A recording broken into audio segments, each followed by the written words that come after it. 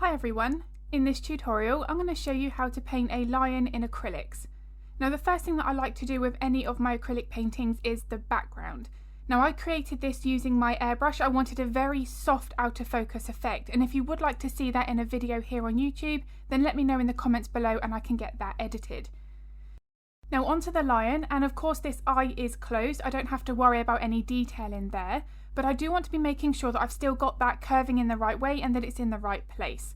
If that's not right, it's going to really affect the proportions of the lion. Now once I was happy with that, I can start with my base layer. Now as you can see, this looks fairly well blended. There's no harsh start and stop points. Now what I like to do is map in my main lights and darks, and then once I've done that, I can begin with mapping in some kind of texture and hinting at the fur direction. Now when I start building up the impression of details here, when working on a lion, especially the size of this painting, this is a 10 by 12, I do have to be realistic with how much detail I can include.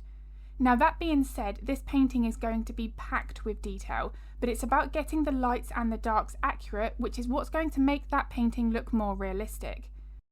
Now this painting is going to have a lot of detail. I really wanted to try to push that with this painting.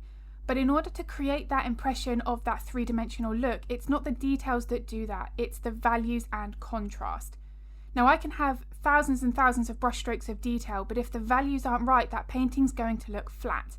So it's something that I really do like to focus on and get right from those very first layers. Now the wonderful thing about working with acrylics is they're incredibly versatile, so if we do feel like we need to lighten or darken an area and hype up that contrast, we can do that through the use of glazes. Now the wonderful thing about working with glazes is you can allow all of the layers underneath to show through. You don't necessarily have to start that painting again. Now I do have a video here on YouTube where I'm explaining exactly how I use glazes, and I'm showing that through various different examples of acrylic paintings. I'll link that video in the description below if it's of interest. But it really is all about just noticing not just the bright highlights and dark shadows, but those midtones. Now the subtle midtones is something that I do focus all of my real-time tutorials on because it really helps to maximize the depth. The midtones are going to help to also provide some softness. Now for the most part of this, especially when I work on the longer sections of the mane, the midtones and getting that softer impression of those brushstrokes is really important. Now before I get to that part, the area here at the nose and the muzzle, the fur is very, very short. Now if I was to make my brush strokes as long as the areas on the mane, or maybe where it attaches on the mane on the top of the head, then I'm going to make this part of the mouth look fluffy, and that of course wouldn't be the right texture for a lion. So I really must make sure to pay very close attention to the brush technique.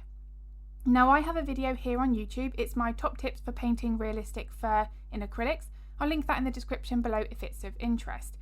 But one thing there that I talk about regarding brush technique is the fur direction, the fur length and fur thickness. Now all of these three factors are something that we should pay very close attention to, because if they're not right, it can really adjust what that animal looks like in the painting.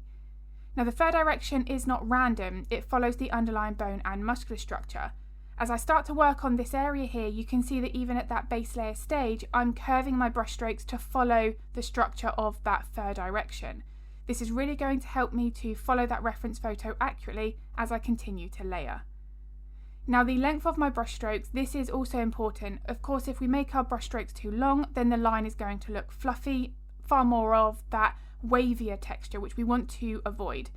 When I'm working on the short sections of the fur on the mane here, my brush is only in contact with that canvas for a split second. Whereas when I am trying to get that softer, longer coat on the mane, then yes, I want to make sure that my brush is in contact with that canvas for a little longer, but it might just be an extra second or two. I'm wanting to make sure that I'm building up as much of that natural texture as possible. Now when painting long hair, and we'll get to this in the mane, but when painting long hair, we don't just want to start at the base and then do one constant brush stroke all the way till the end. That's something that could potentially replicate more like spaghetti, which of course we want to avoid. Now as I start to build up some more of the fur texture and sort of the initial detailing, this here, the colour is not right. You can see that now I'm starting to adjust the colour through the use of glazes. But when I'm working with my actual detailed brushes, I'm only focusing on how light that mixture should be. Once that layer is dry, I can then adjust that colour with a glaze. Now I love working with my acrylics in this way because it means that I don't have to worry about mixing the exact colour at the same time as creating the details. I can break that up into two very separate processes.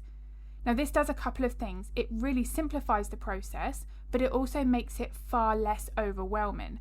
Now worrying about mixing the exact colour is something that I'm asked very frequently across all colour-based mediums, but it's not the exact colour that's going to make the most difference. It's the value of that colour. So if I want to have more of the depth in that fur, it might be that I need to darken or lighten a section that's going to hint at more of that three-dimensional shape. Now onto the first part of the mane here, and the one thing that I want to mention is the importance of working in smaller sections. I personally find that I don't get as stressed and overwhelmed with the process. So I literally just started with the very top section, and then when I start working with my details, I'll break that up into even smaller parts. Now when working on this section of the mane, going back to what I mentioned a moment ago, how the hair is significantly longer, I have to be adjusting my brush strokes to replicate that. Now in order to build up the depth, you can see here that again I'm doing a bit of a rinse and repeat process and building in those darker and lighter values, with always that consideration of not putting in my highlights too soon. Now when I begin to work on this section, you can really see how the midtones, those subtle layers that I've mentioned, have such a big impact. As I start to build up more of my lighter layers, I'm not covering up all of the layers underneath. I'm allowing those to show through, but I'm building up from that so that all of those layers there serve that purpose of maximising the depth. If we were just trying to paint over the entire base layer and jump straight in with those top details, then the fur is going to look very two-dimensional. So that is of course something that I want to really focus on right from the very first base layer. Now when I start to work with this liner brush where I am painting individual lines, you can see here that I'm always adjusting the curve of that brush stroke in the fur direction and the length of that brush stroke. The other thing here that's a factor is how thick those brush strokes should be. Now this is going to be determined by a couple of different factors, but the main one is how much pressure is applied to the brush. With any brush, the more pressure you apply, the thicker that line is going to be.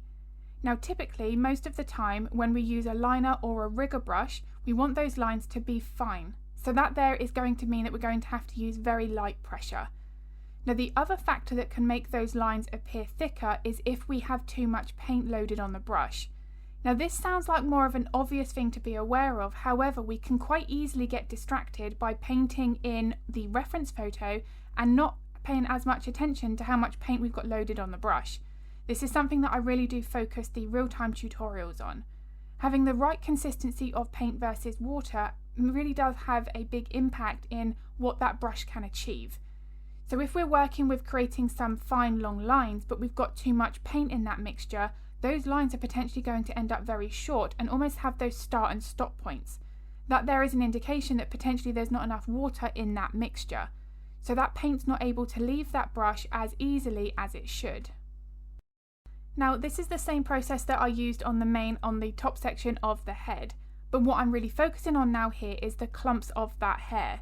You can see that I'm still focusing on the way that it should be curving and directing. I'm building up my layers in gradual stages, but that the further brush strokes are a little bit more clumped together. Now it's really important to replicate the right texture no matter what it is that we are painting. If we've got a cockapoo on the easel, the brush strokes are going to be very different to a Labrador. So I really want to be making sure that I am following that reference photo. Now everything that I've mentioned here, the layering process, the contrast, how to use the brushes, that technique in order to build up that realistic fur, all of this here is a combination of factors that come together for that one section that we're working on. Now because there is a few things there to consider, that's why I like to break it up into smaller manageable chunks. It just means that I feel I'm not being overwhelmed by looking at the entire image. Now because there are a few considerations to think about when painting realistic fur, this is why I create my real-time tutorials with a voiceover while I'm painting. So there's no sections that are sped up or cut out. I want to be making sure that I'm covering and explaining every single process thoroughly, and having a real-time voiceover in that moment when I'm actually creating that painting means that I can make everything more step by step. If you are interested in any of my real-time tutorials, I'll link the information in the description below. I've got a wide variety of domestic pets and wildlife subjects that do show a range of techniques. But if you've got any questions about anything that you may be painting, any art related questions, feel free to pop them in the comments below because I'm more than happy to help if I can. Now this section of the mane was quite interesting because it really did just more flow round to the top left corner. I want to really focus on that fur direction, but it's not really individual hairs as such. This was a little bit more slightly out of focus, so there was also about getting the balance of the blending technique right as well. I still had to give the impression of individual hairs and the way that it clumped together, but I didn't want to overdo it in the same way that I have on the top of the head. The mane texture here varied so much, and it's one of the reasons why I picked this reference photo for this tutorial. It enabled me to demonstrate many different techniques in the real-time lesson. Now throughout this painting process I have used many glazes, and I know I've mentioned the video that I've got here on YouTube that focuses on glazes, but the one thing I want to mention is a glaze must be applied when the layers underneath are dry. If a glaze is added whilst any of the painting is still even slightly tacky, you are potentially going to lift that layer and that will mix in with that glaze and the glaze will not work as intended.